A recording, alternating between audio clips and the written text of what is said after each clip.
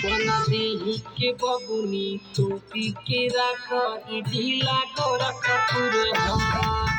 अपना देही के बबुनी टोपी के रख ढीला गोरख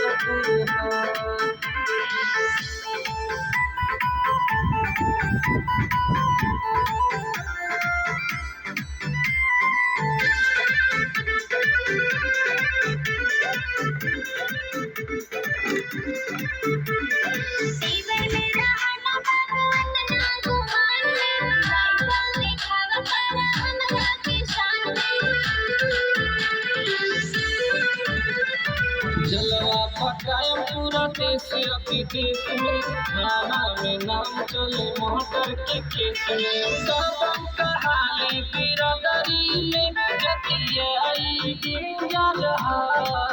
अपना देही के बबुनी टोपी के राख जिला गोरखपुर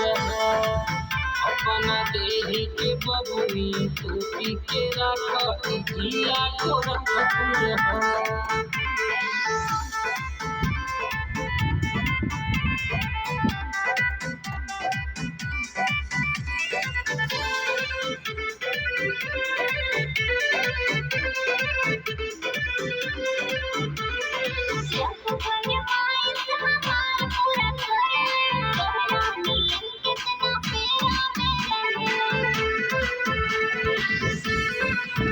मनाही बात के उसे उमंग हो विजय अमर राजू का हाल तबंग हो ये होगा बादल हमारा से सब पहले सरेंडर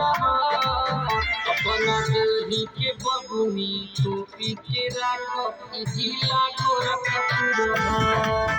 अपना देही के बबुनी टोपी के राख जिला गोरखपुर